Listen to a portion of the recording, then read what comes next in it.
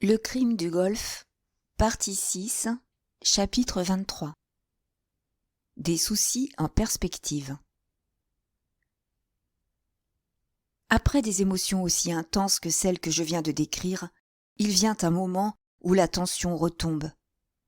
Si j'allais me coucher cette nuit-là en pleine euphorie, je compris dès mon réveil que j'étais loin d'être sorti de l'auberge. Certes, je ne voyais aucune faille dans l'alibi que m'avait suggéré l'inspiration du moment. Si je me cramponnais obstinément à mon histoire, je voyais mal comment on pourrait accuser Bella. Je sentais malgré tout qu'il me faudrait avancer avec les plus grandes précautions. Poirot n'accepterait pas sa défaite sans réagir. Il ferait tout pour reprendre l'avantage et ses manœuvres risquaient de me prendre de court. Nous nous retrouvâmes comme si de rien n'était le lendemain au petit déjeuner. Poirot semblait d'une bonne humeur inaltérable, mais je sentais chez lui une réserve qui ne lui était pas habituelle. Quand, le repas terminé, j'annonçai mon intention d'aller faire un tour, une lueur de malice brilla dans ses yeux. « Si vous cherchez à glaner des renseignements, ce n'est pas la peine de vous déranger. Je peux vous dire dès maintenant ce que vous désirez savoir. Les sœurs Dulcie Bella ont annulé leur contrat et ont quitté Coventry pour une destination inconnue. Est-ce bien la vérité, Poirot ? Vous pouvez me croire sur parole, Hastings. J'ai fait ma petite enquête ce matin, dès l'aube. Après tout, à quoi vous attendiez-vous ? Dans de telles circonstances, on ne pouvait guère en effet s'attendre à autre chose. Cendrillon avait mis à profit la courte avance que j'avais pu lui assurer, et il était bien normal qu'elle n'ait pas perdu une minute pour échapper à son poursuivant. C'était ce que j'avais voulu et prévu. Néanmoins, j'avais conscience de me trouver plongé dans de nouvelles difficultés. Je n'avais aucun moyen de communiquer avec la jeune fille. Or, il était vital qu'elle connût la ligne de défense que j'avais préparée pour elle et que j'étais prêt à soutenir jusqu'au bout. Bien sûr, elle pouvait toujours essayer de me faire parvenir un mot, mais l'opération me semblait risquée. Elle devait se douter que Poirot pourrait intercepter son message, ce qui le relancerait aussitôt sur sa piste. Au fond, sa seule ressource pour l'instant était de s'évanouir complètement dans la nature. Mais qu'allait faire Poirot pendant ce temps ? Je l'étudiais avec attention. Il avait l'air le plus innocent du monde, les yeux pensivement fixés au loin. Sa placidité et son indolence ne me rassuraient pas le moins du monde. J'avais appris qu'il n'était jamais plus dangereux que dans ces moments-là. Il parut soudain remarquer mon trouble et me gratifia d'un sourire bienveillant. « Quelque chose vous intrigue, Hastings ? Vous vous demandez pourquoi je ne me lance pas à sa poursuite ? » « Eh bien, oui, en gros. » C'est ce que vous feriez à ma place, bien sûr. Mais je ne suis pas de ces gens qui s'amusent à arpenter tout un pays pour chercher une aiguille dans une boîte de foin, comme vous dites. Non, laissons mademoiselle Duvine aller où elle veut. Je saurai bien la retrouver le moment venu. Jusque-là, je me contenterai d'attendre. Je le contemplais d'un air de doute. Cherchait-il à me fourvoyer ?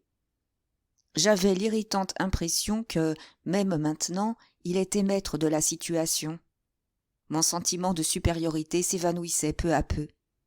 J'avais permis à cette jeune fille de fuir, et j'avais monté un brillant scénario pour la mettre à l'abri des conséquences de son acte irréfléchi. Et pourtant, je n'étais pas tranquille. Le calme imperturbable de Poirot ne faisait qu'éveiller chez moi les pires appréhensions. Je finis par lui demander, un peu gêné. « J'imagine, Poirot, que je ne peux plus vous interroger sur vos projets. J'en ai sans doute perdu le droit. »« Mais pas du tout, mon ami. Je n'en fais aucun mystère. Nous retournons en France sans plus attendre. »« Nous ? Bien sûr, nous. Vous savez bien que vous ne pouvez pas vous permettre de lâcher papa Poirot d'une semelle, pas vrai, mon ami ? Mais si vous préférez rester en Angleterre... » Je secouai la tête. Poirot avait touché juste. Je ne devais à aucun prix le perdre de vue. Même si je n'espérais plus aucune confidence de sa part, je pouvais encore surveiller ses agissements. C'était lui le danger pour Bella, puisque Giraud et la police française ignoraient jusqu'à son existence. Il ne me restait qu'à suivre Poirot à la trace. Celui-ci m'observait avec attention tandis que je réfléchissais, et il hocha enfin la tête avec satisfaction. « J'ai raison, n'est-ce pas ? Et comme vous êtes bien capable de me filer sous un déguisement aussi absurde qu'une fausse barbe, repérable à une lieue, bien entendu, j'aime autant que nous voyagions ensemble. Je serais très peinée de voir les gens se moquer de vous. Eh bien, dans ce cas, mais je dois vous prévenir. Je sais, vous êtes mon ennemi. Eh bien, soyez mon ennemi, cela ne me dérange nullement. Tant que tout reste clair entre nous, je ne vois aucun inconvénient à vous accompagner. Mon cher, vous possédez au plus haut degré ce sens du fair-play qui caractérise les Anglais. Puisque voilà vos scrupules apaisés, allons-y. Il n'y a pas de temps à perdre. Notre séjour en Angleterre a été bref, mais instructif. Je sais ce que je voulais savoir. Son ton était léger, mais il recelait une menace voilée. Pourtant, commençai-je. Pourtant, comme vous dites, je vous vois très satisfait du rôle que vous avez joué. Seulement moi, c'est pour Jack Renaud que je me fais du souci. Jack Renaud? Ce nom me fit sursauter. J'avais complètement oublié cet aspect de la question. Jack Renaud en prison, avec l'ombre de la guillotine planant sur lui. Le rôle que j'avais joué m'apparut soudain sous un jour beaucoup plus sinistre. Je pouvais sauver Bella, mais ce faisant, je risquais d'envoyer un innocent à la mort. Je repoussai cette pensée avec horreur. C'était impossible. Il serait sûrement acquitté. Mais la terreur me reprit. Et s'il ne l'était pas, que se passerait-il alors ? Pouvais-je garder cela sur la conscience ? Affreuse pensée. Faudrait-il en arriver là ? Être amené à choisir entre Bella et Jack Renaud ? Mon cœur me poussait à sauver la jeune fille que j'aimais, quoi qu'il puisse m'en coûter à moi. Mais si c'était un autre qui devait en payer le prix, le problème n'était plus le même. Et que dirait la jeune fille de son côté ? Je ne lui avais pas soufflé mot de l'arrestation de Jack Renaud. Pour l'instant, elle ignorait totalement que son ancien amoureux était en prison, accusé d'un crime affreux qu'il n'avait pas commis. Comment réagirait-elle quand elle le saurait ? Consentirait-elle à avoir la vie sauve au prix de la sienne ? J'espérais qu'elle ne ferait rien d'irréfléchi, puisque Jack Renaud serait sans doute acquitté sans aucune intervention de sa part. Dans ce cas, rien à craindre. Mais dans le cas contraire, c'était là le terrible, l'insoluble dilemme. Elle n'encourait sans doute pas la peine capitale, elle avait pour elle toutes les circonstances atténuantes, elle invoquerait la jalousie et les événements qui avaient exaspéré cette jalousie. Sa jeunesse et sa beauté feraient le reste. Le fait que par une tragique erreur, c'était M. Renaud et non son fils qui avait subi les conséquences de son geste ne changerait cependant rien au mobile du crime.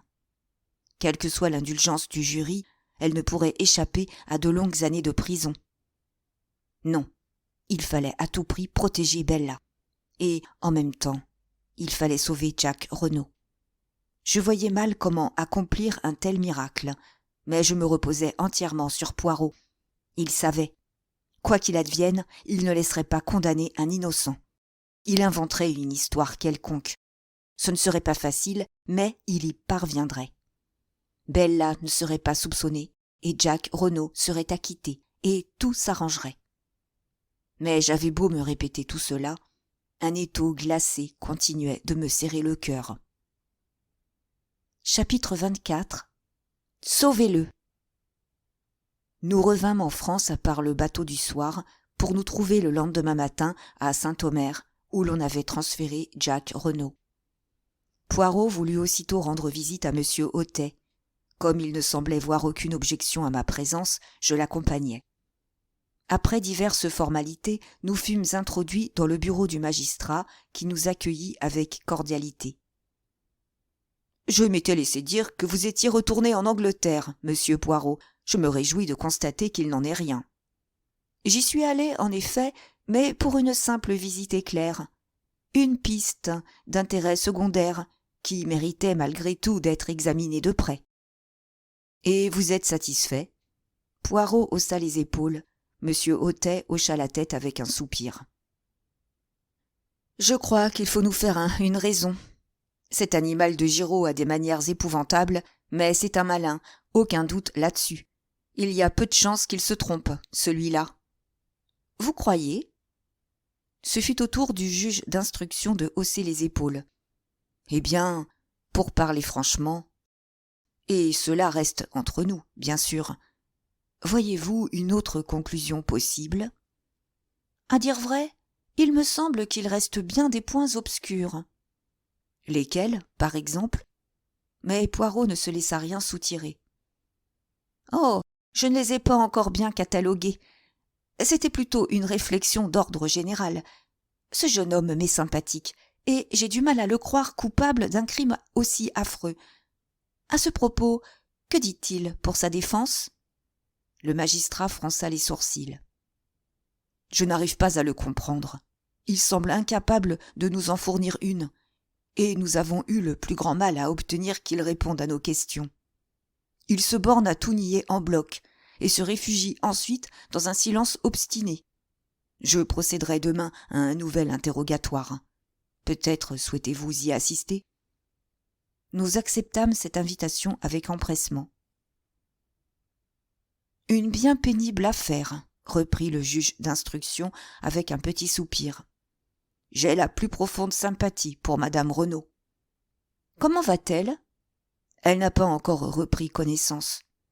En un sens, c'est aussi bien pour elle, la pauvre femme. Cela lui épargne bien des tourments.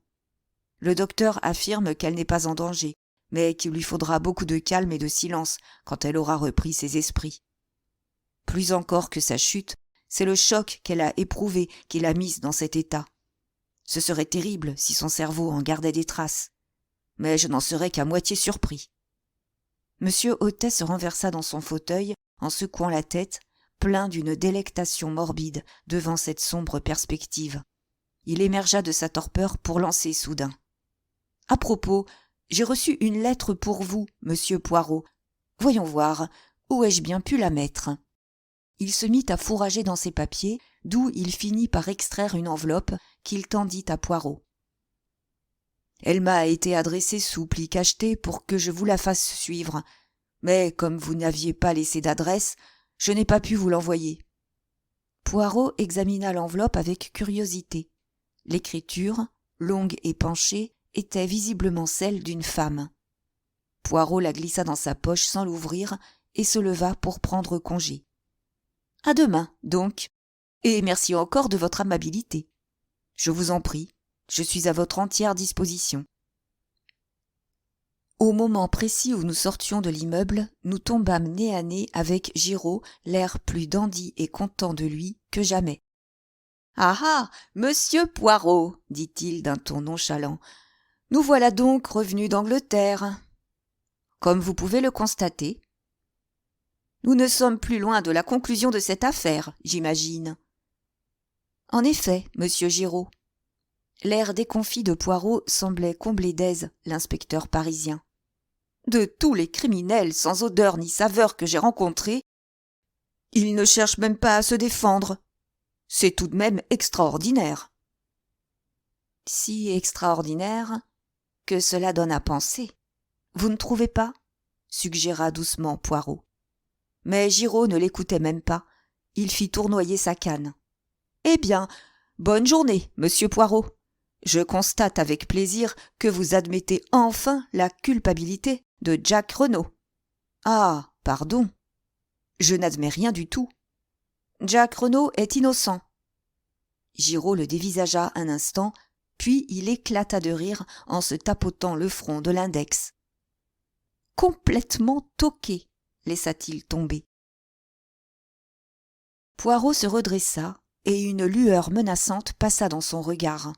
« Monsieur Giraud, tout au long de cette affaire, vous avez eu envers moi une attitude délibérément insultante. Vous méritez une leçon. Je suis prêt à parier 500 francs que je trouverai le meurtrier de monsieur Renaud avant vous. C'est d'accord ?» Giraud le toisa avec commisération et répéta: « Complètement toqué !» « Allons, » le pressa Poirot. « Pari tenu ? Mais je n'ai pas envie de vous prendre votre argent. Soyez sans crainte, vous ne me le prendrez pas. » « Eh bien, d'accord. Et si vous trouvez que j'ai été insultant à votre égard, laissez-moi vous dire qu'une ou deux fois, vous m'avez exaspéré, vous aussi. »« Vous m'en voyez ravi, » rétorqua Poirot. « Monsieur Giraud, je vous souhaite le bonjour. Venez, Hastings. » Nous marchâmes dans la rue en silence. J'avais le cœur lourd. Poirot n'avait que trop clairement annoncé ses intentions. Je doutais plus que jamais d'arriver à sauver Bella. La malheureuse rencontre avec Giraud avait rendu Poirot fou de rage et l'avait complètement remonté. Je me retournai en sentant une main se poser soudain sur mon épaule, et je me trouvai face à Gabriel Stonor. Après un cordial échange de civilités, il nous proposa de nous raccompagner à notre hôtel. « Que faites-vous ici, monsieur Stonor ?» demanda Poirot. « La place d'un homme est auprès de ses amis, » répliqua Stonor d'un ton sec. « Surtout quand ils sont injustement accusés. »« Vous pensez donc que Jack Renaud n'a pas commis ce crime ?» demandai-je anxieusement. « J'en suis certain. Je connais ce garçon. J'admets qu'il y a des aspects stupéfiants dans cette affaire. Mais quand même, et bien qu'il se conduise comme un imbécile, on ne me fera jamais croire que Jack Renaud est un meurtrier. » Je me sentis aussitôt plus proche de Gabriel Stonor. Il venait sans le savoir de m'ôter un poids du cœur. « Vous savez, » m'exclamai-je, « vous n'êtes pas le seul à le penser. Les preuves contre lui sont ridiculement faibles. Pour moi, son acquittement ne fait aucun doute. Aucun. » La réponse de Stonor ne fut pas celle que j'aurais souhaitée. « Je donnerais cher pour en être aussi sûr, » dit-il d'un ton grave. Puis, se tournant vers Poirot, « Qu'en dites-vous, monsieur ?»« Je pense que son cas est bien mauvais, » répondit tranquillement Poirot. « Vous le croyez coupable ?» répliqua vivement Stonor. « Non, mais je pense qu'il sera difficile de le prouver. »« Il a un comportement si bizarre, » murmura Stonor. « Bien sûr, je me doute qu'il y a derrière ce meurtre bien plus de choses qu'il n'y paraît. Giraud n'y voit que du feu parce qu'il n'est pas dans le coup. Mais toute cette histoire est fichtrement bizarre. Enfin, moins on en dit, et mieux on se porte. Si madame Renaud préfère taire certaines choses, je suis son homme. C'est elle que ça regarde, et je respecte trop son jugement pour m'en mêler. Mais c'est l'attitude de Jack que je n'arrive pas à comprendre. C'est à croire qu'il cherche à tout prix à se faire accuser. « Mais c'est absurde !» m'écriai-je. « Et d'abord, le poignard… » Je m'interrompis, ne sachant pas trop ce que Poirot souhaitait voir révélé. Je repris en choisissant mes mots. « Nous savons que le poignard ne pouvait être en possession de Jack Renaud ce soir-là. Madame Renaud le sait aussi. »« C'est vrai, » dit Stonor. « C'est sans doute ce qu'elle dira quand elle reprendra connaissance, et bien d'autres choses encore. Eh bien, je vais vous laisser. » Poirot l'arrêta d'un geste. « Un instant. Vous serait-il possible de m'envoyer un mot dès que madame Renaud aura repris conscience ? » ?»« Mais certainement. Rien de plus facile. »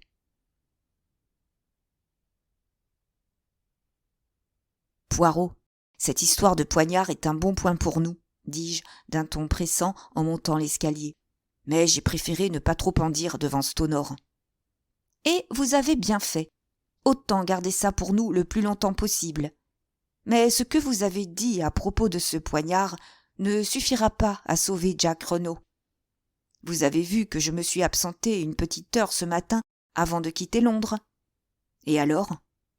Alors, je me suis employé à retrouver la firme à laquelle s'est adressé Jack Renaud pour fabriquer ses coupes-papier. Cela n'a pas été très difficile.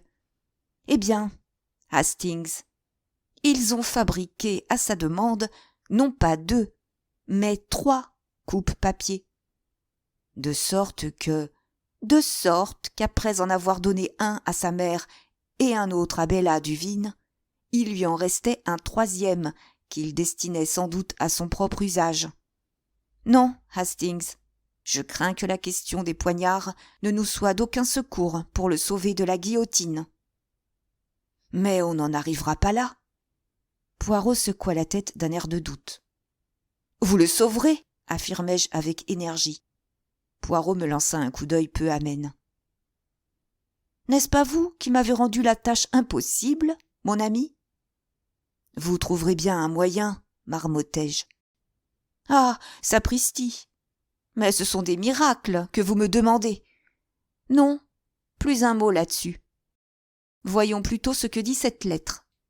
Il sortit l'enveloppe de sa poche.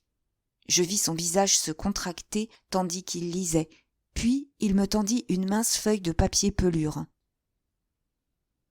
Il y a d'autres femmes qui souffrent en ce monde, Hastings.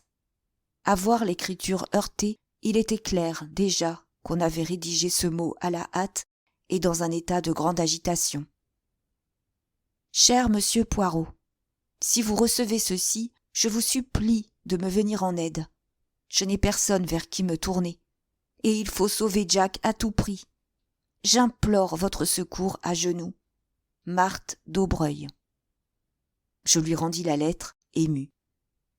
Vous irez? À l'instant. Nous allons demander une voiture. Une demi-heure plus tard, nous étions à la Villa Marguerite. Marthe nous attendait sur le seuil. Elle retint longuement la main de Poirot dans les siennes. Ah, vous êtes venu. Vous êtes bon. J'étais désespérée, je ne savais plus que faire. Il ne me laisse même pas lui rendre visite en prison. Je souffre horriblement. J'en deviens folle. C'est vrai, ce qu'ils disent, qu'ils ne nient même pas le crime, mais c'est de la folie. Il ne peut pas l'avoir commis. Je ne l'ai pas cru une minute. Je ne le crois pas non plus, mademoiselle, dit Poirot avec douceur. Mais alors, pourquoi ne parle-t-il pas? C'est incompréhensible. Peut-être parce qu'il protège quelqu'un, suggéra Poirot en scrutant le visage de la jeune fille. Marthe fronça les sourcils. Protéger quelqu'un? Vous voulez dire sa mère? Ah, je l'ai soupçonnée depuis le début. Qui donc hérite de cette immense fortune, sinon elle? On peut toujours prendre un air de veuve éplorée et jouer les hypocrites. On dit aussi que, quand Jack a été arrêté, elle est tombée raide, comme ça. Elle fit un geste grandiloquent. Et c'est sans doute le secrétaire, M. Stonor, qui l'a aidée. Ils s'entendent comme larrons en foire, ces deux-là. Elle est bien plus vieille que lui, mais les hommes s'en moquent quand une femme a de l'argent. Je remarquai la pointe d'amertume dans sa voix. Stonor était en Angleterre, glissai-je. C'est ce qu'il dit. Mais qu'en sait-on? Mademoiselle, dit calmement Poirot, si nous devons travailler ensemble, il faut que les choses soient claires entre nous. Laissez-moi d'abord vous poser une question. Oui, monsieur. Connaissez-vous le véritable nom de votre mère? Marthe le regarda un moment sans rien dire. Puis elle se couvrit le visage et éclata en sanglots. Là, là, dit Poirot en lui tapotant gentiment l'épaule. Calmez-vous, mon petit. Je vois que vous le connaissez. Maintenant, encore une question. Savez-vous qui était monsieur Renaud? Monsieur Renaud? Elle releva la tête et contempla Poirot avec stupéfaction. Ah, je vois que ça, vous ne le savez pas. Alors, écoutez-moi bien. Il lui exposa toute l'affaire en détail, comme il l'avait fait pour moi le jour de notre départ en Angleterre. Marthe écoutait, bouche bée. Quand il eut terminé, elle poussa un long soupir. « Mais vous êtes formidable, merveilleux! Vous êtes le plus grand détective du monde !» Elle glissa vivement de sa chaise et s'agenouilla devant lui avec une spontanéité bien française. « Sauvez-le, monsieur !» s'écria-t-elle. « Je l'aime tant. Je vous en supplie, sauvez-le !» Chapitre 25. Un dénouement inattendu. Nous assistâmes le lendemain matin à l'interrogatoire de Jack Renaud. Si peu de temps qu'ait duré son incarcération, Je fus frappé de voir le changement qu'elle avait produit sur lui. Il avait les joues creuses, les yeux profondément cernés, l'air hagard et défait d'un homme qui cherche en vain le sommeil depuis des nuits. Il ne manifesta aucune émotion en nous voyant. « Jack Renaud, » commença le juge d'instruction, « niez-vous avoir été présent à Merlinville le soir du meurtre ?» Jack ne répondit pas tout de suite. Enfin, il balbutia avec une hésitation pitoyable. « Je vous ai déjà dit que j'étais à Cherbourg. » Le magistrat se détourna avec brusquerie. « Introduisez les témoins. » La porte s'ouvrit au bout de quelques secondes, livrant passage à un homme en qui je reconnus le porteur de la gare de Merlinville. « Vous étiez de service la nuit du 7 juin ?»« Oui, monsieur. »« Vous avez assisté à l'arrivée en gare du train de 23h50, n'est-ce pas ?»« Oui, monsieur. » « Regardez le prisonnier.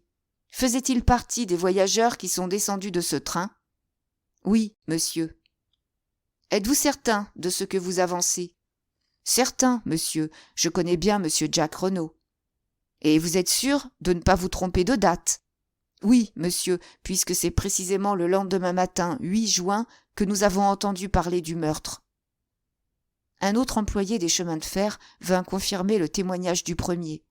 Le juge d'instruction se tourna alors vers Jack Renaud. « Ces 2 hommes vous ont formellement reconnu. Qu'avez-vous à répondre ?» Jack haussa les épaules. « Rien. »« Renaud, » poursuivit le magistrat, « reconnaissez-vous ceci ?» Il prit sur la table un petit objet qu'il tendit au prisonnier. Je frémis en reconnaissant le fameux coupe-papier. « Un instant, » intervint maître Grosier, l'avocat de Jack. « Je demande à parler à mon client avant qu'il réponde à cette question. » Mais Jack Renaud se souciait fort peu du malheureux Grosier. Il lui fit signe de se taire et déclara d'un ton calme. « Je le reconnais parfaitement. C'est un cadeau que j'avais fait à ma mère, un souvenir de guerre. »« À votre connaissance, existe-t-il des copies de ce poignard ?» Maître Grosier voulut de nouveau intervenir. Encore une fois, Jack passa outre. « Pas que je sache, puisqu'il a été exécuté selon mes indications. » Le juge d'instruction lui-même étouffa une exclamation devant l'impudence de cette réponse. Jack Renaud s'obstinait à courir à la catastrophe. Je compris aussitôt qu'il lui fallait dissimuler à tout prix l'existence de l'autre poignard s'il voulait sauver Bella. Tant qu'on croirait qu'il n'existait qu'une seule arme, on ne pourrait pas soupçonner la jeune fille d'en avoir eu une autre en sa possession. Il protégeait vaillamment celle qu'il avait aimée, mais à quel prix ? Je commençais à mesurer l'ampleur de la tâche que j'avais si légèrement assignée à Poirot. Il serait difficile d'obtenir l'acquittement de Jack Renaud sans avouer la vérité pure et simple. Monsieur Hautet reprit la parole sur un ton mordant. Madame Renaud nous a dit que ce poignard se trouvait sur sa coiffeuse la nuit du drame. Mais Madame Renaud est une mère. Cela va sans doute vous étonner, monsieur Renaud, mais il me paraît fort probable que Madame Renaud se soit trompée. Et que vous ayez emporté le poignard à Paris. Par pure inadvertance, peut-être. Vous allez sans doute vous empresser de me contredire. Je vis les mains du jeune homme se crisper et la sueur perler à son front. Dans un suprême effort, il interrompit le magistrat d'une voix rauque. « Je ne vous contredirai pas. C'est possible. » Il y eut un moment de stupéfaction. Maître Grosier bondit. « Je proteste. Mon client a été soumis ces derniers temps à une trop forte tension nerveuse. Je tiens à déclarer que je ne le considère pas comme responsable de ses déclarations. » Le magistrat le fit taire d'un geste sec. Un instant, à voir combien son prisonnier forçait son rôle, le doute parut s'emparer de lui. Il se pencha et l'examina d'un air scrutateur. « Monsieur Renaud, avez-vous bien conscience que vos réponses ne me laissent d'autre possibilité que de vous traduire devant un tribunal ?» Un flot de sang envahit les joues pâles de Jack. Il soutint fermement le regard du juge d'instruction. « Monsieur Hautet, je jure que je n'ai pas tué mon père. » Mais le bref moment de doute du magistrat était passé. Il eut un rire déplaisant. « Sans doute, sans doute. Vous êtes toujours comme l'agneau qui vient de naître, vous autres, les prisonniers. Mais vous vous êtes condamnés vous-même. Vous êtes incapables de fournir le moindre alibi et vous n'avez rien à dire pour votre défense, à part des protestations d'innocence qui ne tromperaient pas un enfant. Renaud, vous avez tué votre père. Un meurtre cruel et lâche, pour l'argent que vous espériez tirer de sa mort. Votre mère n'a fait que vous protéger après coup. La cour, jugeant qu'elle a agi en mère, lui accordera sans doute une indulgence dont vous ne devez pas espérer bénéficier. Et à juste titre, vous avez commis un crime abominable qui doit inspirer l'horreur aux dieux comme aux hommes. » Soudain, la porte s'ouvrit, brisant le flot d'éloquence de M. Hautet, au grand dépit de celui-ci. « Monsieur le juge, bafouilla l'huissier, il y a là une dame qui dit que... »« Qui dit quoi ?» cria le juge, plein d'une juste indignation. « C'est on ne peut plus irrégulier. J'interdis toute irruption.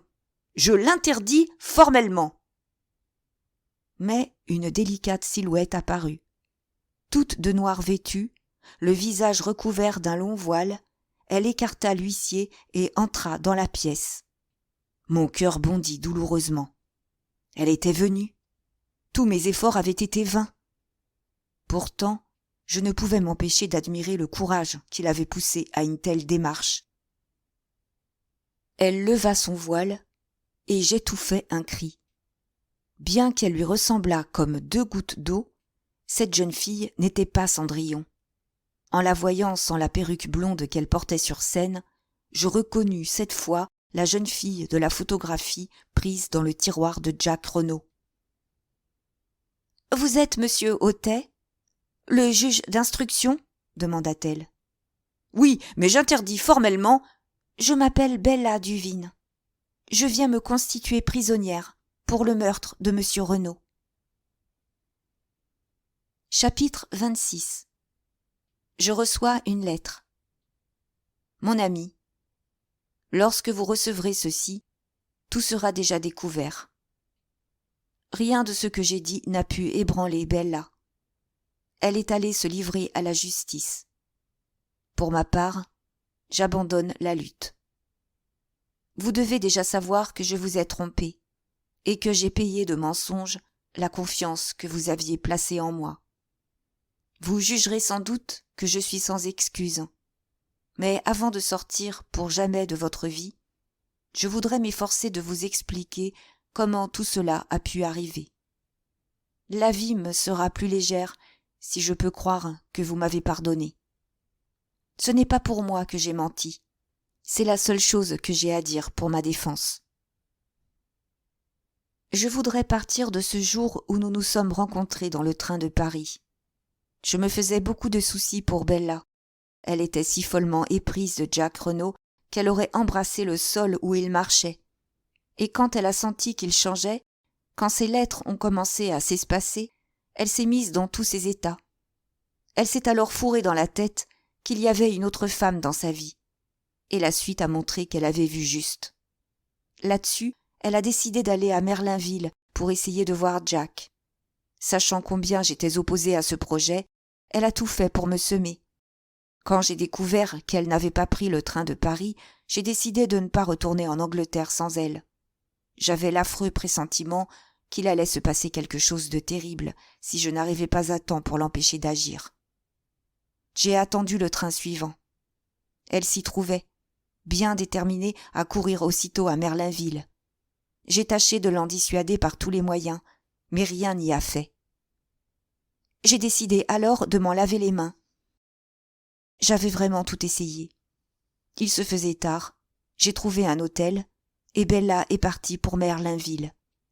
Mais je gardais malgré tout l'obsédante sensation de ce qu'on appelle dans les livres un désastre imminent. Le lendemain, pas de Bella. Nous avions rendez-vous à mon hôtel, mais elle n'est pas venue. Elle n'a pas donné signe de vie de toute la journée, et mon inquiétude grandissait à chaque minute. Et puis, j'ai lu la nouvelle dans un journal du soir. Ça a été un moment affreux. Je n'avais aucune certitude, bien sûr, mais j'avais terriblement peur. Je m'imaginais que Bella avait rencontré le père de Jack, qu'elle lui avait parlé de son histoire avec son fils et qu'il l'avait insulté ou offensé d'une manière ou d'une autre. Nous avons toutes les deux des caractères très emportés. Et puis, quand on a sorti toute cette histoire d'hommes masqués, je me suis sentie un peu rassurée. Mais je continuais à me demander où avait bien pu passer Bella. Le lendemain matin, j'étais dans un tel état de nervosité que j'ai décidé d'aller voir moi-même ce que je pouvais faire. Là-dessus, je suis tombée sur vous. Vous connaissez la suite. Quand j'ai vu le mort, qui ressemblait tellement à Jack, recouvert du par-dessus de Jack, j'ai compris. Et puis, j'ai vu le coupe-papier, l'affreux objet, que Jack avait offert à Bella. 10 contre 1, qu'elle avait laissé ses empreintes digitales. Je ne peux vous expliquer l'horrible désespoir qui s'est emparé de moi à ce moment-là. Je ne voyais plus qu'une chose. Je devais m'emparer de ce poignard et m'enfuir avec, avant qu'on ne s'aperçoive de sa disparition. J'ai fait semblant de m'évanouir et, pendant que vous étiez partis chercher de l'eau, je l'ai pris et je l'ai caché dans ma robe. Je vous ai raconté que j'étais descendue à l'hôtel du Phare. En fait, j'ai pris aussitôt le train pour Calais et, de là, le premier bateau pour l'Angleterre. Une fois en pleine mer, j'ai jeté l'horrible petit poignard dans les eaux de la Manche. Après, j'ai eu l'impression de pouvoir respirer enfin plus librement. Bella était revenue à Londres. Elle avait une tête épouvantable. Je lui ai raconté ce que j'avais fait, en lui disant qu'elle était en sécurité pour l'instant. Elle m'a regardé bouche bée, et puis elle s'est mise à rire. À rire. C'était affreux de l'entendre. Je me suis dit que le mieux pour elle était encore de s'étourdir de travail. Elle allait devenir folle si elle restait là à se ronger. Grâce au ciel, nous avons trouvé un engagement presque aussitôt. Et puis, je vous ai vu avec votre amie dans la salle ce soir-là. J'ai été prise de panique. Vous deviez la soupçonner puisque vous étiez sur nos traces. J'étais prête à entendre le pire et je vous ai suivi, totalement désemparée.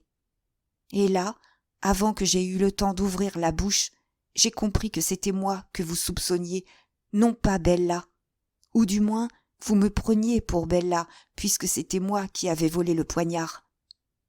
Mon ami, si vous aviez pu lire au fond de mon cœur à ce moment-là, peut-être me pardonneriez-vous.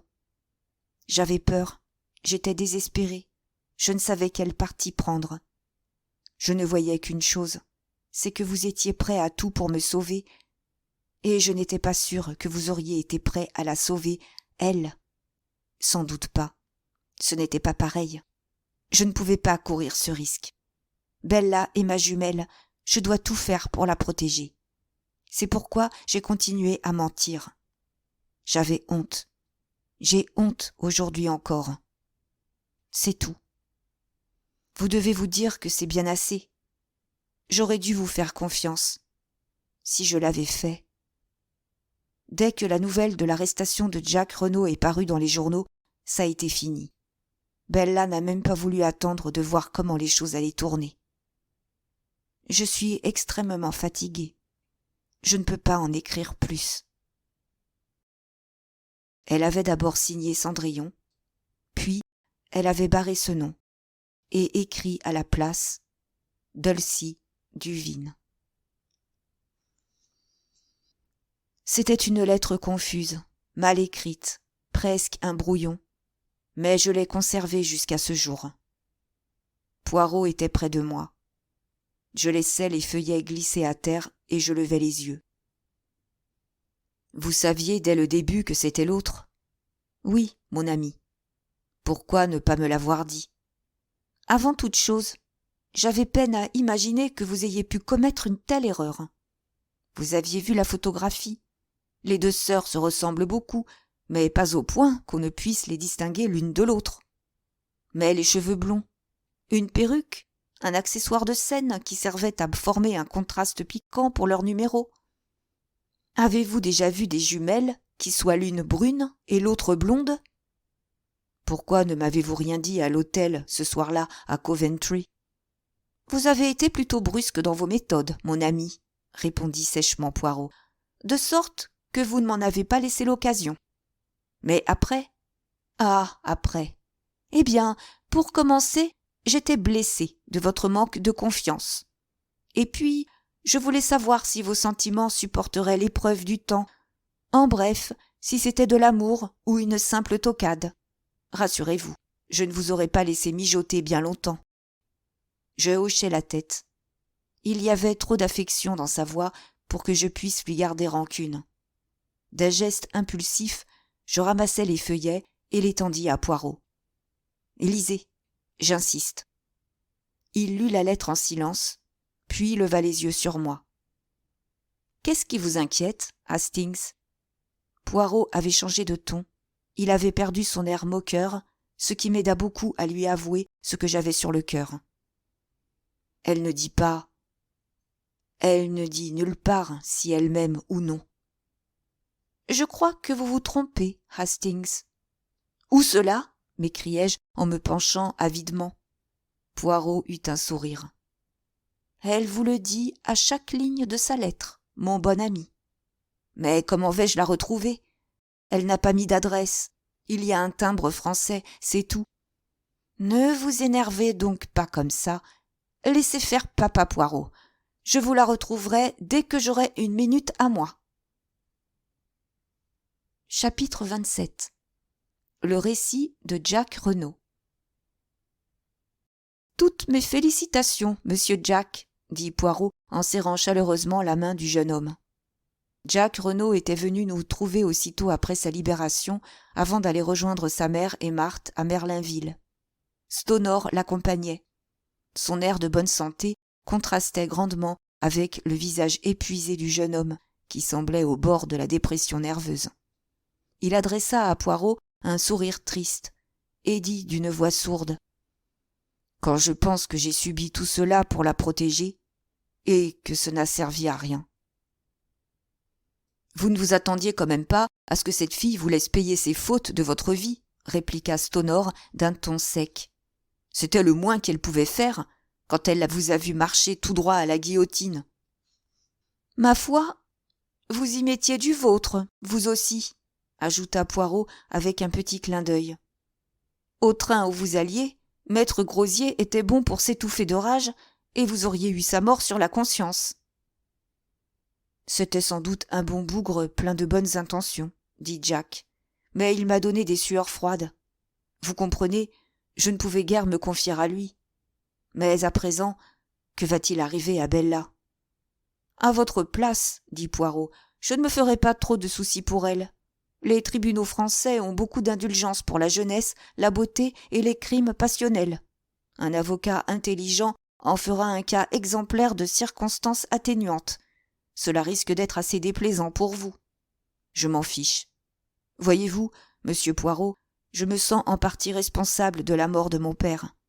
Si je n'avais pas eu cette histoire avec cette fille, il serait encore vivant à l'heure qu'il est. Et ma fichue négligence quand je me suis trompé de par-dessus. Je ne peux m'empêcher de me sentir coupable de sa mort. Cela me hantera jusqu'à la fin de mes jours.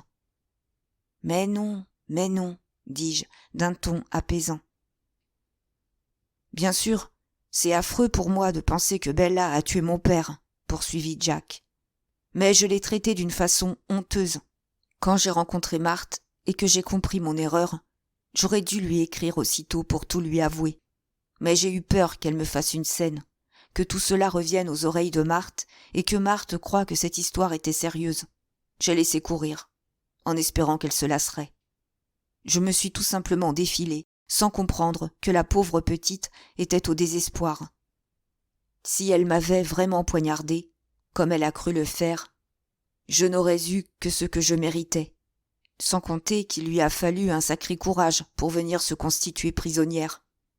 Mais j'étais prêt à jouer le jeu jusqu'au bout, vous savez. Il resta silencieux un moment, puis sautant du coq à l'âne.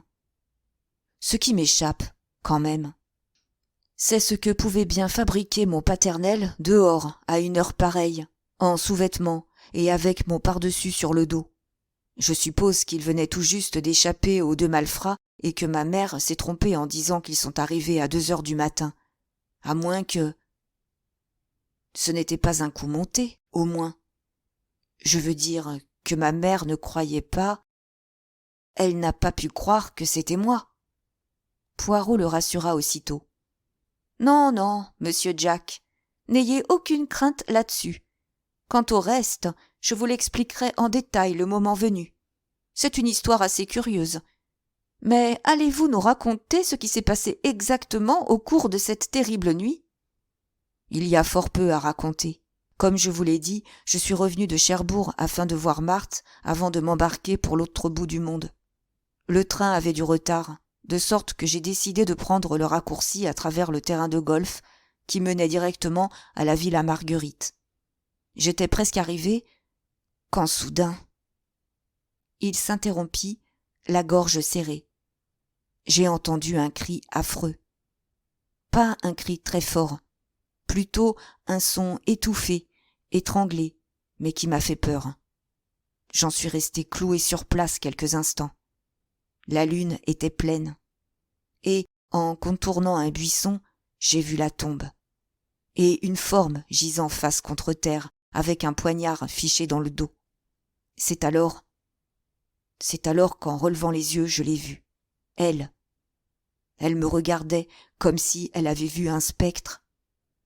Et elle a dû me prendre pour un fantôme, en effet.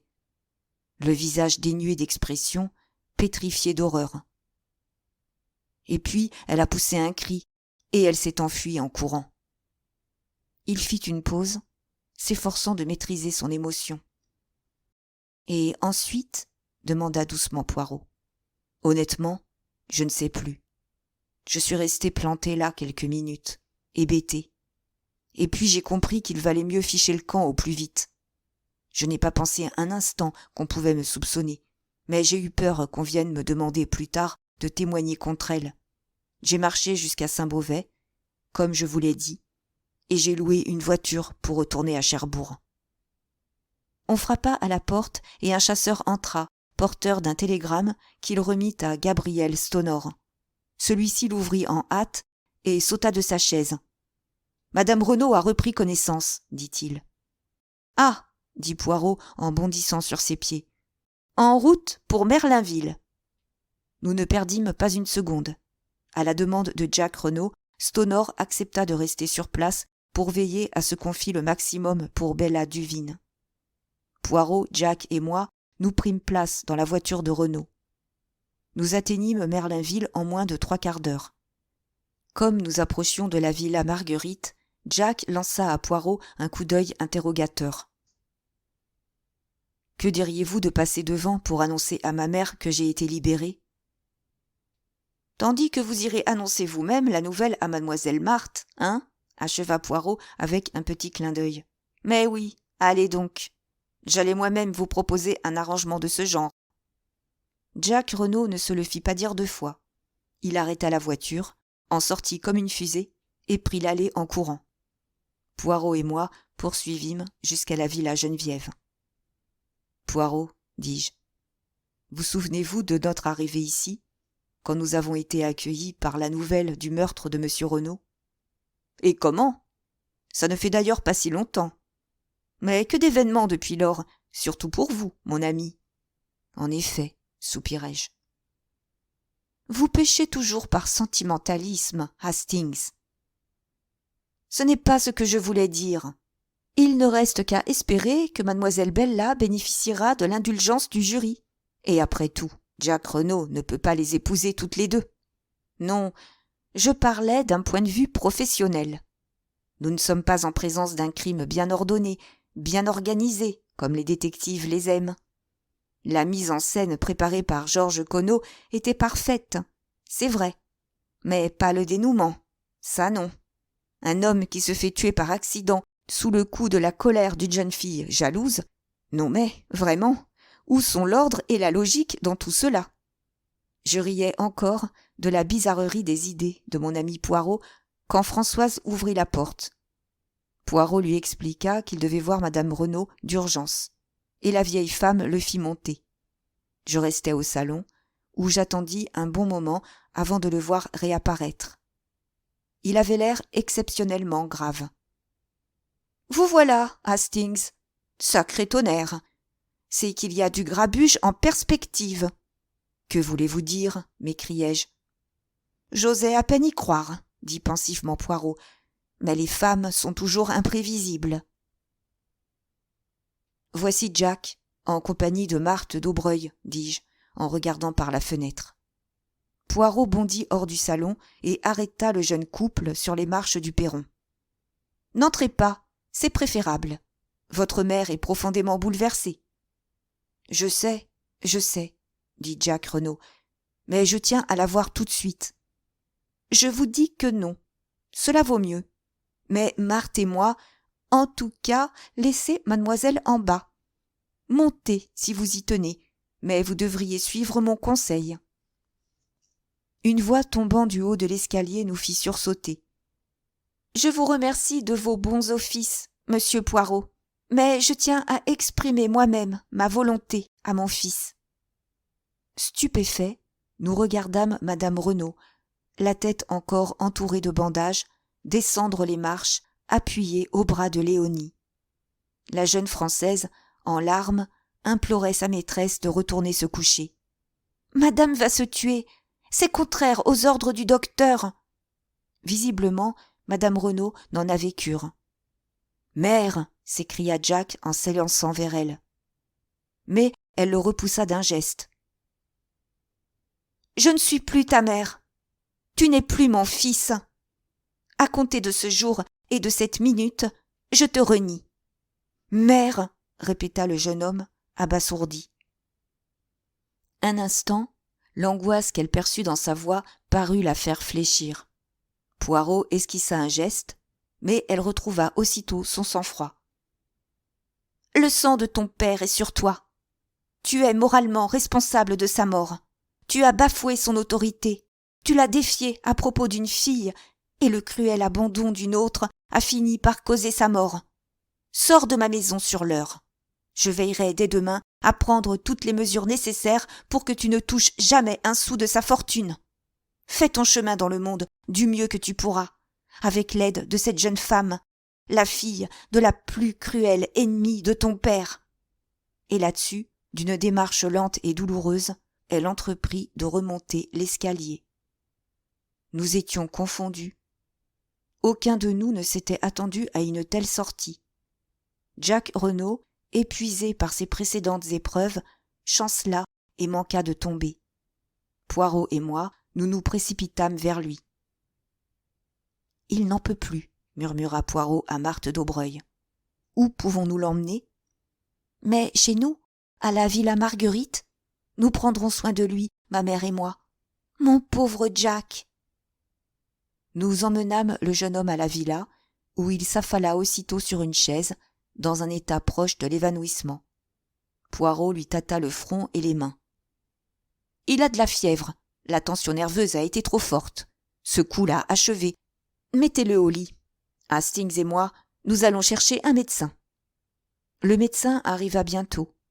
Après avoir examiné le patient, il déclara qu'il s'agissait d'un cas bénin d'épuisement nerveux. Avec du repos et du calme, le jeune homme devrait être sur pied dès le lendemain. Cependant, on pouvait craindre aussi une fièvre cérébrale.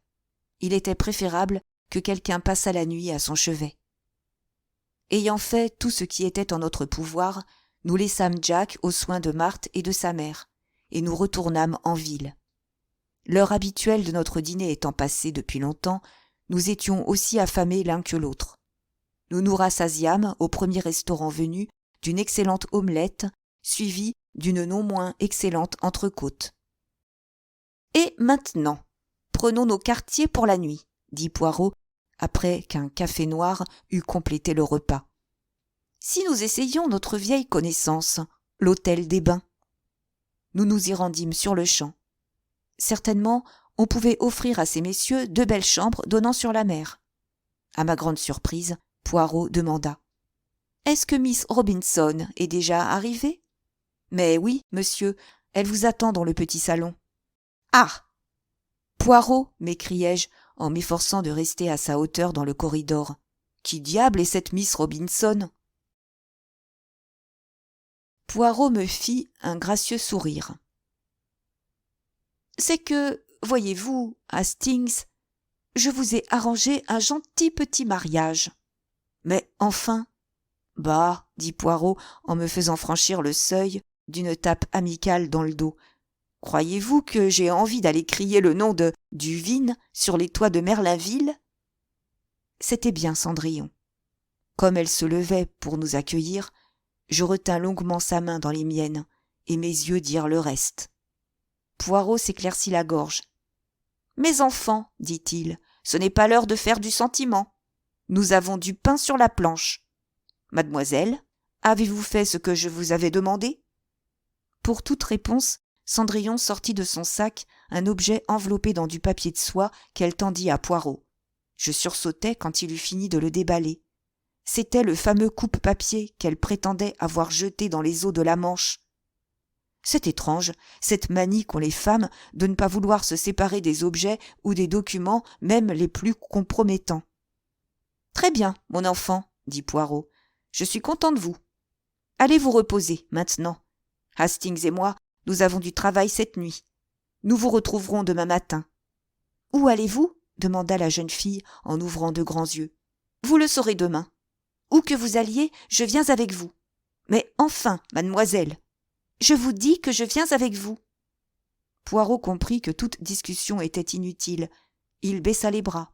« Eh bien, venez, mademoiselle, mais je vous préviens que cela n'aura rien d'amusant, et il peut fort bien ne rien se passer du tout. » 20 minutes plus tard, nous nous mettions en route. La nuit était tombée, et l'obscurité oppressante. Poirot nous mena hors de la ville en direction de la Villa Geneviève. Mais une fois en vue de la Villa Marguerite, il s'arrêta. « J'aimerais m'assurer que tout va bien pour Jack Renaud. Venez avec moi, Hastings. Il vaut mieux que mademoiselle nous attende dehors. Madame Daubreuil pourrait avoir pour elle des mots blessants. » Nous ouvrîmes la porte du jardin et remontâmes l'allée. Comme nous longions la maison, j'attirai l'attention de Poirot sur une fenêtre du premier étage. Le profil de Marthe Daubreuil se découpait nettement derrière les rideaux. « Ah !» dit Poirot, « c'est sans doute dans cette chambre que nous trouverons Jacques Renaud. » Madame Daubreuil vint nous ouvrir la porte. L'état de Jack était stationnaire, nous dit-elle, mais si nous préférions nous en assurer nous-mêmes. Elle nous fit monter dans la chambre à coucher, où nous trouvâmes sa fille occupée à coudre à la lumière d'une lampe posée sur une table. Elle mit un doigt sur ses lèvres en nous voyant entrer. Jack Renaud dormait d'un sommeil agité, tournant la tête de droite et de gauche, le visage encore congestionné. « Est-ce que le docteur va revenir ?» chuchota Poirot. « Non, à moins que nous ne le fassions appeler. Il s'est enfin endormi, c'est le principal. Maman lui a préparé une tisane. » Elle se rassit avec son ouvrage quand nous sortîmes de la chambre. Madame Daubreuil nous raccompagna à la porte. Depuis que je connaissais son passé, je regardais cette femme avec un intérêt accru. Elle se tenait les yeux baissés, et sur ses lèvres flottait ce sourire vaguement énigmatique que je me rappelais si bien. Soudain, elle me fit peur, comme on peut avoir peur d'un splendide serpent venimeux. « Nous espérons ne pas trop vous avoir dérangé, madame, » dit poliment Poirot en sortant. « Mais pas du tout, monsieur. »« À propos, » dit Poirot, comme frappé par une idée soudaine, « Monsieur Stonor n'était pas à Merlinville aujourd'hui, n'est-ce pas ?» Je comprenais mal pourquoi Poirot lui posait cette question dont la réponse ne l'intéressait nullement. « Pas à ma connaissance, » dit madame Daubreuil posément. « Il n'a pas eu un entretien avec madame Renaud ? Comment le saurais-je, monsieur ?»« C'est juste, » reconnut Poirot. « Je pensais que vous auriez pu le voir aller et venir, c'est tout. Bonne nuit, madame. » « Mais enfin, commençai-je. Plus tard, Hastings, quand nous aurons le temps. » Nous rejoignîmes Cendrillon et nous nous dirigeâmes rapidement vers la Villa Geneviève. Poirot regarda par-dessus son épaule la fenêtre éclairée et le profil de Marthe penché sur son ouvrage. « En tout cas, il est bien gardé, » grogna-t-il entre ses dents. À la Villa Geneviève, Poirot se posta derrière les buissons, à gauche de l'allée. De là, nous étions à l'abri des regards, tout en ayant une vue parfaite sur la maison. Celle-ci était plongée dans une obscurité totale. Tout le monde dormait, sans doute. Nous étions presque au-dessous de la chambre à coucher de madame Renaud, dont je remarquais la fenêtre ouverte. Il me sembla que Poirot avait les yeux fixés dans cette direction. « Qu'allons-nous faire ?» chuchotai-je. « Vous allez voir. Mais je ne m'attends pas à ce qu'il se passe quoi que ce soit avant 1 heure ou 2, mais là... » Il fut brutalement interrompu par un long cri rauque. « Au secours !» Une lumière s'alluma soudain au premier étage, sur le côté droit de la façade. Le cri venait de là, et devant la fenêtre éclairée, nous vîmes se découper les silhouettes de 2 personnes qui se battaient. « Mille tonnerres !» s'écria Poirot. « Elle a dû changer de chambre !» Bondissant hors des buissons, il alla frapper violemment à la porte d'entrée. Puis, se précipitant vers l'arbre planté derrière le massif de fleurs, il l'escalada avec l'agilité d'un chat. Je le suivis, tandis qu'il pénétrait dans une chambre vide par la fenêtre ouverte. En jetant un coup d'œil vers le bas, je vis Dulcie sur la branche située juste au-dessous de moi.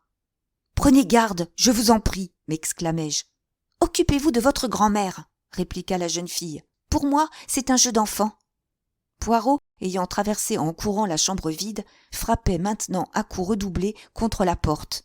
« Fermée et verrouillée de l'extérieur !» gronda-t-il. « Il va nous falloir du temps pour l'enfoncer. » Les appels au secours étaient de plus en plus faibles.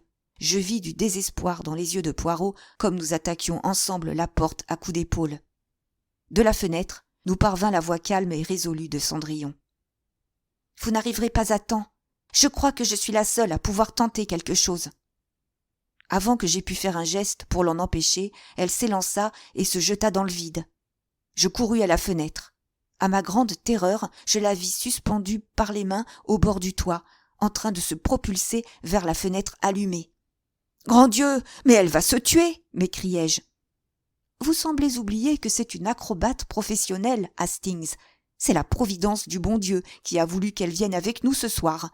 Prions simplement pour qu'elle arrive à temps. Ah !» Un horrible cri traversa la nuit au moment où la jeune fille disparaissait à l'intérieur de la chambre. Puis on entendit la voix claire de Cendrillon. « Non, il n'en est pas question.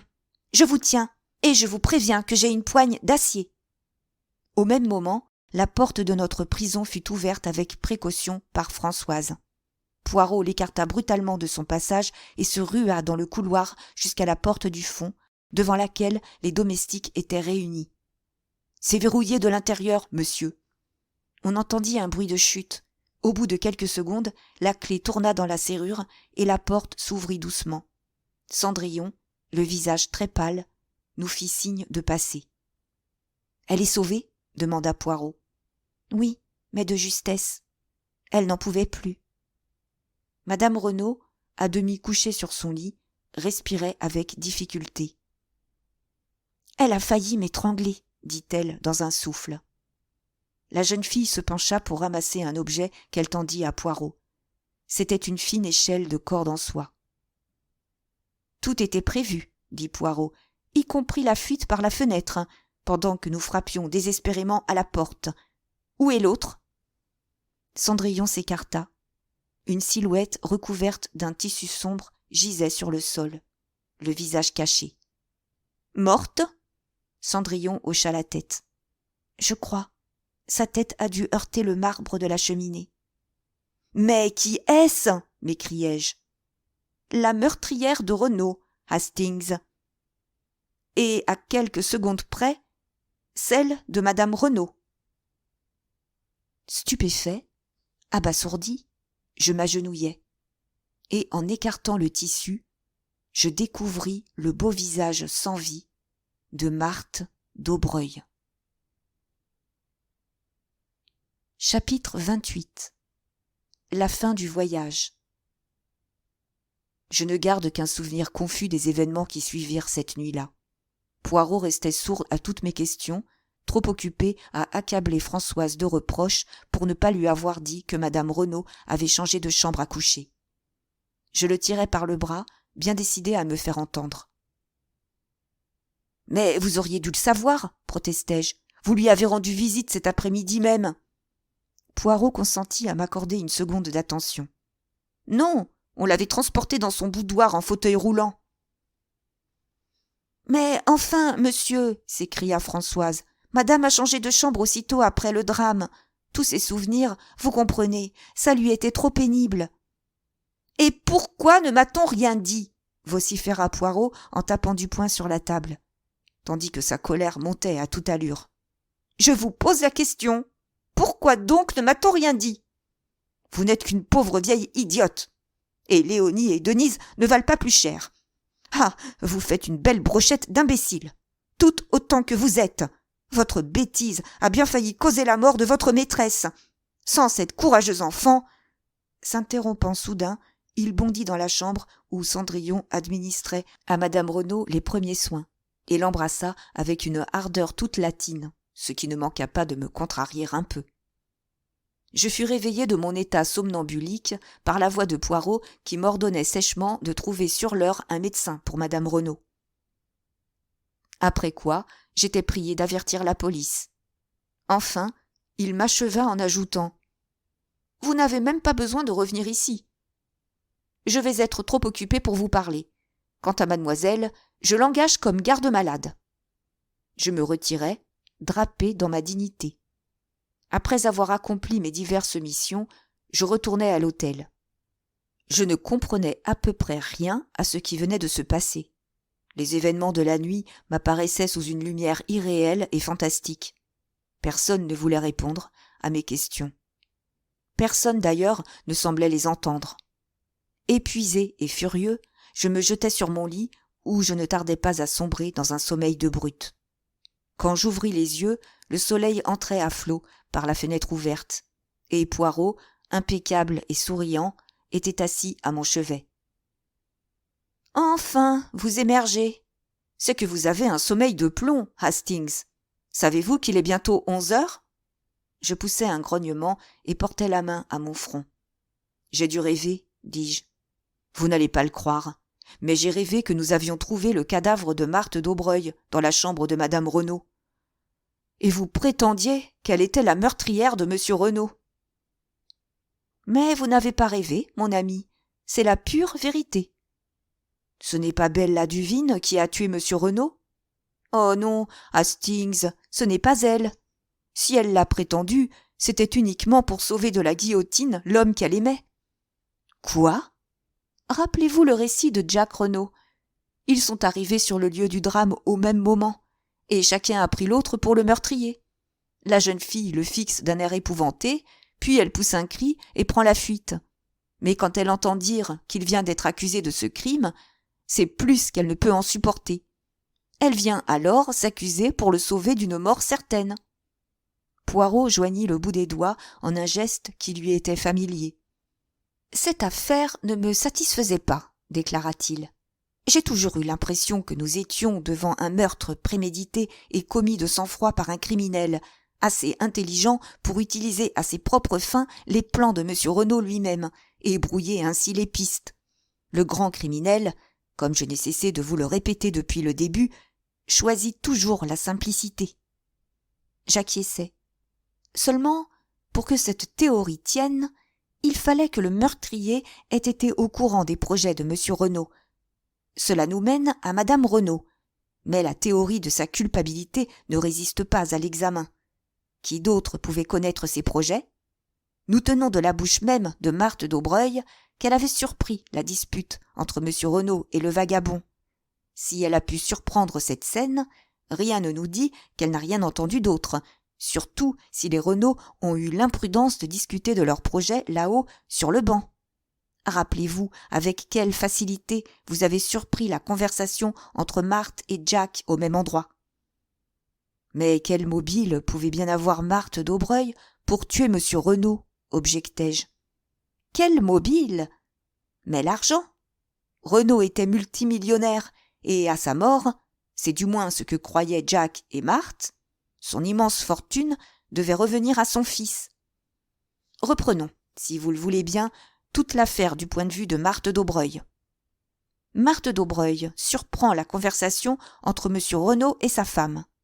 Renaud était une source de revenus non négligeable pour les d'Aubreuil, mère et fille, mais voilà qu'il entend se soustraire à leurs griffes.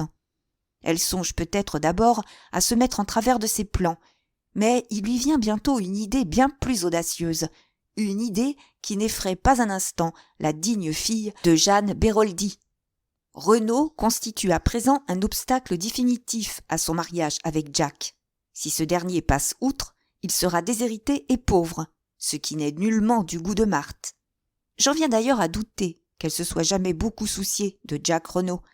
Elle peut simuler une forte émotion, mais en réalité elle est comme sa mère, du type froid et calculateur. Je me demande également si elle a jamais été très sûre de son empire sur le garçon. Elle l'avait ébloui et ensorcelé, mais s'il était séparé d'elle, et son père pouvait aisément les séparer, il risquait de l'oublier. En revanche, Renaud mort et son fils en possession de la moitié de sa fortune, le mariage pourra avoir lieu aussitôt. Elle sera enfin riche, d'une richesse sans rapport avec les quelques milliers de livres péniblement extorqués jusqu'ici à Renaud. Sa remarquable intelligence lui suggère aussitôt un plan très simple. C'est tellement facile. Renaud a organisé lui-même les circonstances de sa mort. Il lui suffit de surgir au bon moment pour faire de cette comédie une tragique réalité. Et c'est là qu'apparaît le second indice qui mène infailliblement à Marthe d'Aubreuil. Le poignard. Jack Renaud en avait fait fabriquer 3. Il en a donné un à sa mère, un autre à Bella Duvine. N'était-il pas vraisemblable qu'il ait donné le 3e à Marthe d'Aubreuil ? Pour nous résumer, j'avais noté 4 points défavorables à Marthe d'Aubreuil. 1. Marthe d'Aubreuil avait pu être au courant des projets de disparition de M. Renaud. 2. Marthe d'Aubreuil avait un intérêt direct à la mort de Renaud. 3. Marthe d'Aubreuil était la fille de la fameuse Madame Béroldi, qui porte à mon avis la responsabilité morale et virtuelle de l'assassinat de son mari, même si le coup fatal a été porté par Georges Conneau. 4. Marthe d'Aubreuil était la seule personne, hormis Jack Renaud, susceptible d'avoir un 3e poignard en sa possession. Poirot fit une pause et s'éclaircit la gorge avant de reprendre. Bien sûr, quand j'ai appris l'existence de l'autre jeune fille, Bella Duvine, j'ai compris qu'elle avait eu également la possibilité de tuer Renaud. Cette solution ne me satisfaisait guère car, comme je vous l'ai déjà expliqué, un expert comme moi aime à affronter un criminel à sa mesure. Mais enfin, il faut bien prendre les crimes tels qu'ils sont et non tels qu'ils devraient être, n'est-ce pas ? Il paraissait peu probable que Bella Duvine se soit promenée avec un coupe-papier souvenir de guerre à la main. Mais elle aurait pu vouloir se venger de Jack Renaud. Quand elle est venue s'avouer coupable du meurtre, on pouvait penser que tout était fini. Et pourtant, je n'étais pas satisfait, mon bon ami. Loin de là. J'ai repris l'affaire de fond en comble pour en arriver à la même conclusion que précédemment. Si ce n'était pas Bella Duvine qui avait tué, alors ce ne pouvait être que Marthe d'Aubreuil. Mais je n'avais pas l'ombre d'une preuve contre elle. Et puis, vous m'avez montré la lettre de mademoiselle Dulcie, et j'y ai vu l'occasion de régler le problème une fois pour toutes. Dulcie Duvine avait volé le poignard de la remise, et l'avait jeté en pensant qu'il appartenait à sa sœur. Or, si ce poignard n'était pas celui de sa sœur, mais celui que Jack Renaud avait donné à Marthe, il fallait bien que celui de Bella fût quelque part. Je ne vous ai rien dit, Hastings. Ce n'était pas l'heure de faire du sentiment. Mais j'ai retrouvé mademoiselle Dulcie. Je lui ai expliqué ce que je jugeais nécessaire, et je lui ai demandé de fouiller dans les affaires de sa sœur. Imaginez mon enthousiasme quand, suivant mes instructions, elle s'est présentée à l'hôtel sous le nom de Miss Robinson et m'a remis le précieux petit souvenir. Pendant ce temps, j'avais entrepris des démarches pour forcer mademoiselle Marthe à se découvrir. Sur mon ordre, madame Renaud a renié son fils et déclaré qu'elle avait l'intention de rédiger un nouveau testament, le privant de la totalité de la fortune de son père. C'était un coup de poker, mais c'était notre dernière chance, et madame Renaud était décidée à courir le risque. À ceci près qu'elle a oublié de m'avertir qu'elle avait changé de chambre.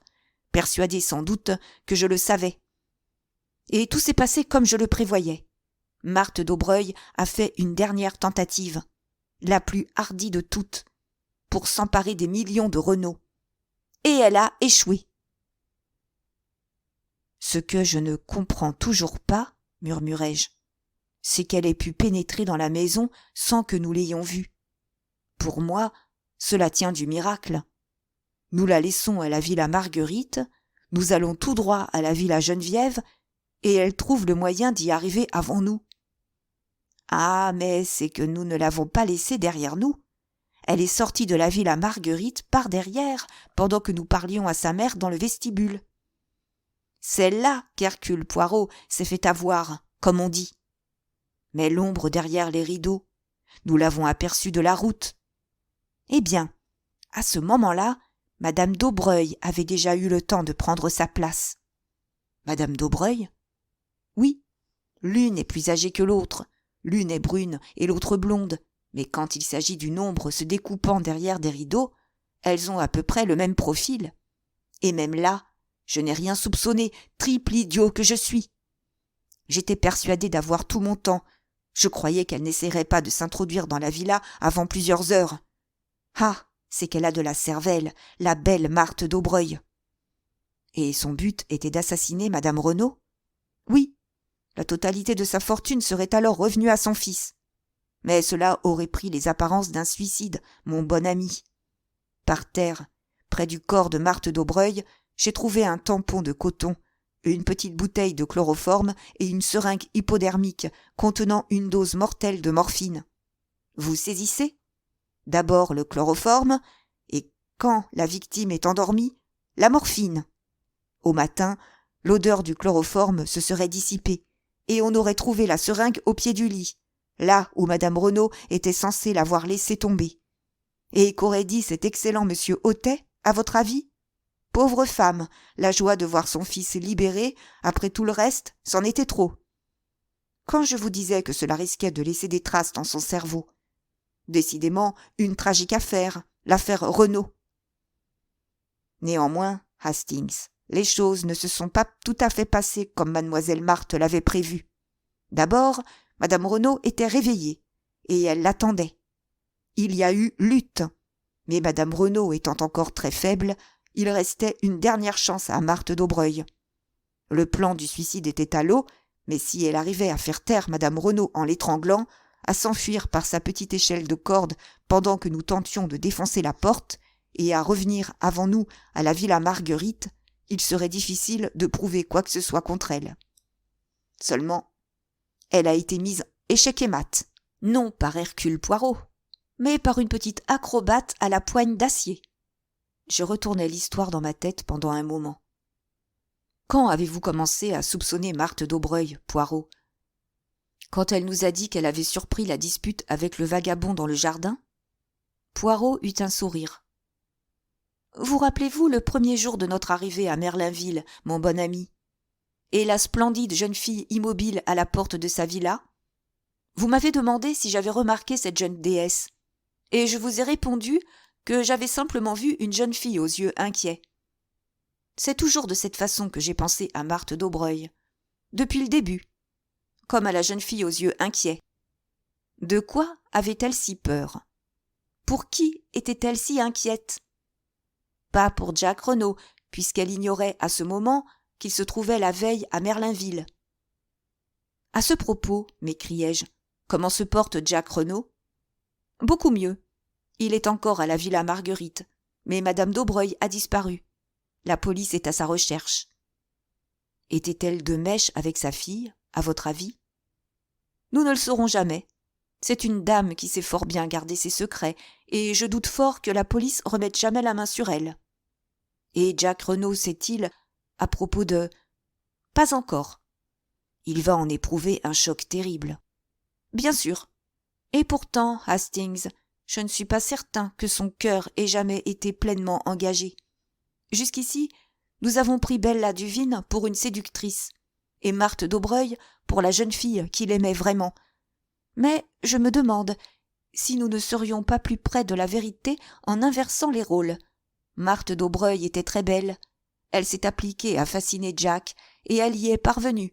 Mais rappelez-vous la curieuse répugnance de celui-ci à rompre avec l'autre jeune fille. Et voyez comment il a préféré risquer la guillotine plutôt que de l'accuser. J'ai dans l'idée que lorsqu'il apprendra la vérité, il sera horrifié et révolté, et que cet amour illusoire s'évanouira assez vite. Et que devient Giraud ? Ah, celui-là, il a piqué une crise de nerfs qui l'a obligé à rentrer à Paris. Nous échangeâmes un sourire complice. Poirot se révéla bon prophète. Quand le médecin déclara que Jack Renaud était suffisamment remis pour entendre toute la vérité, ce fut Poirot qui se chargea de la lui apprendre. Le choc fut en effet terrible, mais Jack s'en remit mieux que je ne l'aurais cru. Le dévouement de sa mère lui fut d'un grand secours dans ces jours difficiles, car madame Renaud et son fils étaient devenus inséparables. Il lui restait à subir une dernière épreuve. Poirot avait appris à madame Renaud qu'il connaissait son secret et l'avait vivement incité à ne pas laisser plus longtemps Jack dans l'ignorance du passé de son père. « Madame, il n'est jamais bon de cacher la vérité.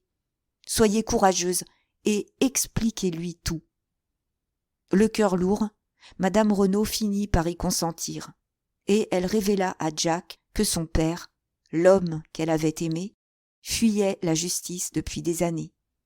Poirot répondit à la question du jeune homme avant même qu'il l'eût posée. « Rassurez-vous, monsieur Jack, je ne suis pas tenu de mettre la police dans la confidence. Ce n'est pas pour elle que j'ai travaillé dans cette affaire, c'est pour votre père. La justice a fini par le rattraper, mais nul n'a besoin de savoir que Georges Conneau et lui étaient une seule et même personne. » Certains points demeurèrent bien entendu assez obscurs pour la police, mais Poirot fournit à chaque fois des explications si plausibles qu'il mit un terme à toutes les questions. Peu de temps après notre retour à Londres, je remarquai un magnifique chien de chasse en porcelaine sur sa cheminée. Poirot répondit par un hochement de tête à mon regard interrogateur. « Mais oui, j'ai gagné mes 500 francs. N'est-ce pas qu'il est beau ? Je l'ai baptisé Giraud. » Quelques jours plus tard, Jack Renaud vint nous rendre visite, l'air résolu. « Monsieur Poirot, je suis venu prendre congé de vous. Je m'embarque dans quelques jours pour l'Amérique du Sud. Mon père gérait de puissants intérêts sur tout ce continent, et je vais recommencer une nouvelle vie là-bas. » « Vous partez seul, monsieur Jack ? » ?»« Ma mère m'accompagne, et je garde Stonor comme secrétaire. Il aime les contrées lointaines. »« Vous n'emmenez personne d'autre ? » Jack rougit.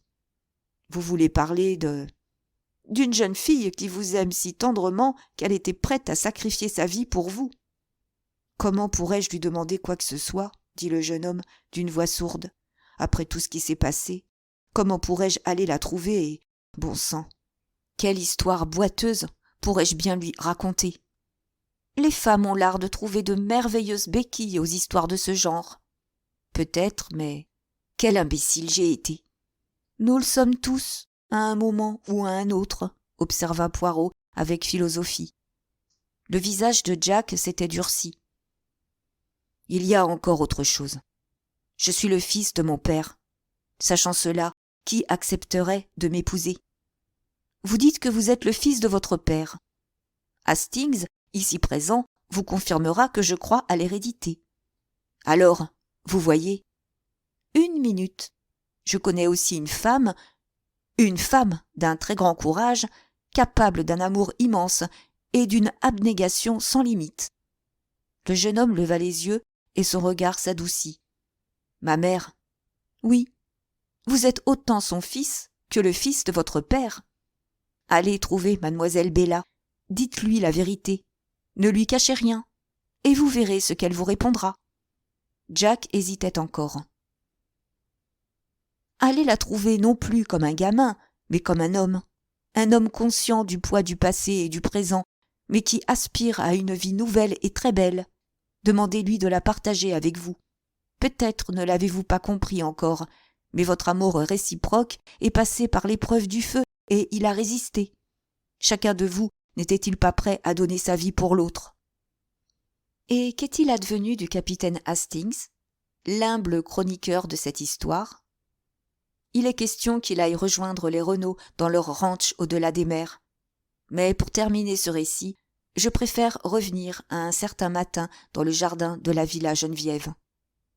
« Je ne peux pas vous appeler Bella, dis-je, puisque ce n'est pas votre nom. Dulcie me paraît bizarre, mais je n'y suis pas habitué. Je vous appellerai donc Cendrillon. Souvenez-vous que Cendrillon a épousé le prince. Je ne suis pas un prince, mais... » Elle m'interrompit. Je suis sûre que Cendrillon l'avait prévenue. Elle ne pouvait pas lui promettre de devenir une princesse.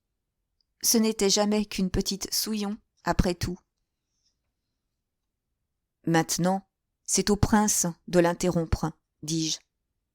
Et savez-vous ce qu'il lui a répondu ? Non. Le prince a dit « Au diable !» Et il l'a embrassée.